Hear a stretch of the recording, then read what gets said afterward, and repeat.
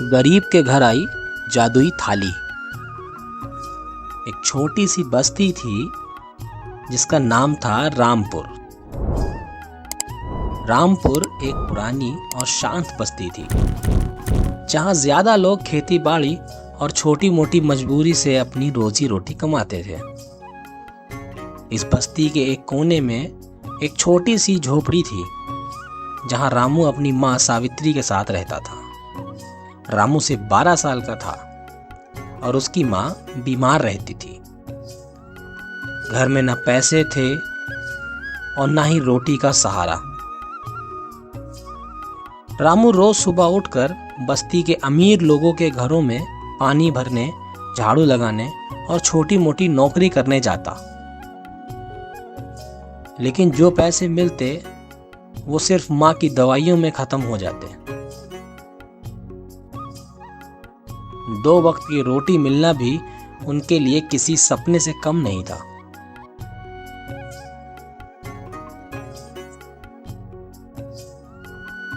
रामू जब भी किसी के घर से बचा हुआ खाना उठा कर लाता, उसकी माँ के आंखों में आंसू आ जाते और वह सिर्फ एक ही बात कहती, भगवान सब देख रहा है बेटा, एक दिन हमारी तकदीर जरूर बदलेगी।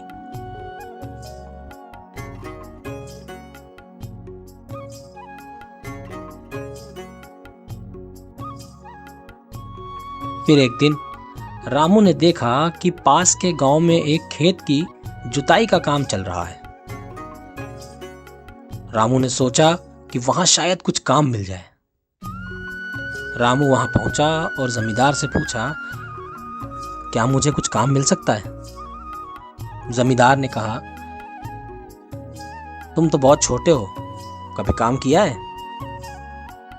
जी, रामू ने मुस्कुरा के जवाब दिया। इस पर जमींदार ने अपने नौकर से बोला, इस लड़के को काम बता दो।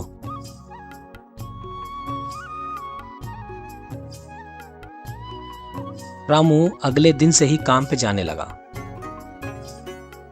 एक दिन अचानक जमीन खोदते वक्त रामू का औजार किसी चीज से टन की आवाज के साथ टकराया। रामू डर गया। उसने अपने हाथों से मिट्टी हटानी शुरू कर दी तो देखा कि एक सुनहरे रंग की पुरानी थाली। रामू ने सोचा, इसका मैं क्या करूंगा, मालिक को ही दे देता हूं। थाली जब जमींदार तक पहुंची तो उसने कहा, अगर ये तुम्हें मिली है तो इसे तुम ही रख लो, वैसे भी ये यहाँ किसी काम की नहीं है। अलबत्ता सोने की होती तो इसे मैं रख लेता। और ये कहकर हंसने लगे।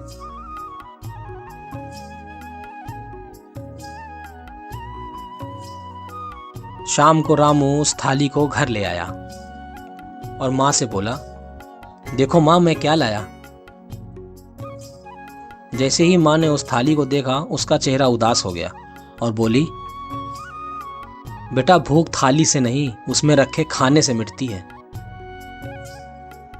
ये सुनकर रामू और उदास हो गया और थाली एक कोने में रख दी। दिन गुजरते गए और रामू और उसकी माँ के हालात बद से बदतर होते गए।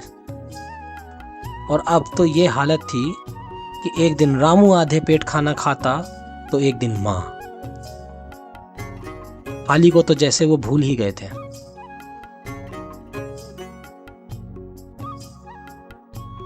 फिर एक रात खाना खाते वक्त रामू की थाली में एक छिपकली गिर गई। वो चिल्लाया, माँ।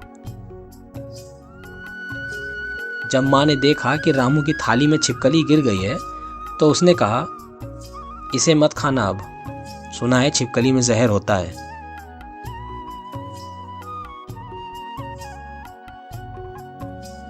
रामू गया और उसने थाली समेत खाना भी फेंक दिया। वापस आया तो माँ बोली, जा तू अपनी इनाम वाली थाली ले आ और ये ले, तू मेरी रोटी खा ले, मेरे पेट में तो आज वैसे भी दर्द हो रहा है।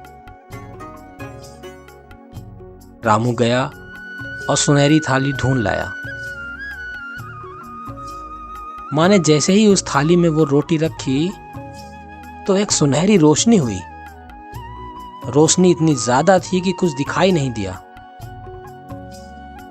चमक खत्म होते ही रामू ने माँ को देखा, फिर थाली देखी तो वहां रोटी 1 से 2 हो चुकी थी। रामू बोला, माँ यहां तो 1 रोटी थी ना? सावित्री को कुछ समझ नहीं आया। उसने झट से अपने हाथ का एक प्याज भी उस थाली में डाल दिया। फिर जो हुआ उसे दोनों देखकर हैरान हो गए और खुश भी हुए। रामू बोला, माँ ये तो प्याज भी 2 हो गए। तब सावित्री बोली, ये कोई आम थाली नहीं, ये शायद हमारे सब्र का फल है बेटा। रामू ने हैरान होकर माँ को देखा और बोला, मतलब? सावित्री बोली, मुझे लगता है ये एक जादुई थाली है, इसमें जो भी खाना रखो वो दुगना हो जाएगा। रामू ने ये बात सुनते ही वो दोनों रोटी उठाई और फिर से उस थाली में रख दी और देखते ही देखते वो रोटी 2 से 4 हो गई। ये देख के दोनों हंसने लगे। दोनों ने ईश्वर का धन्यवाद किया और खाना खाया। दिन गुजरते गए और सावित्री और बेटा रामू अब पेट भर खाना खाने लगे।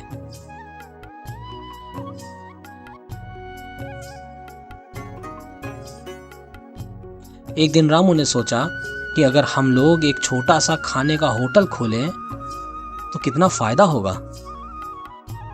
तो माँ बोली, ठीक है, लेकिन हम पैसे सिर्फ उनसे ही लेंगे जो देने लायक होंगे।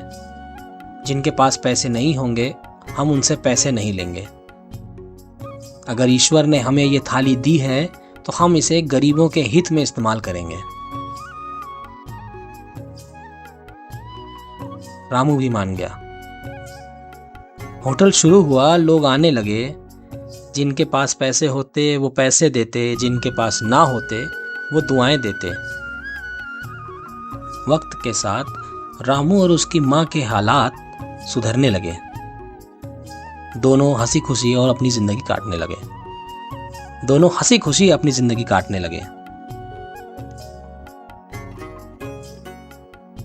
फिर एक दिन जब रामू महीने के अंत में पैसे गिन के घर लाया तो उसने माँ से कहा, ये लो माँ, इस बार पूरे 30,000 हैं।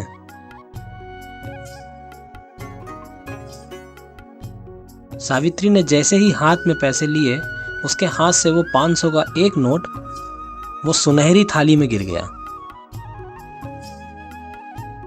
फिर से चमकदार रोशनी हुई, वो नोट 1 से 2 हो गए।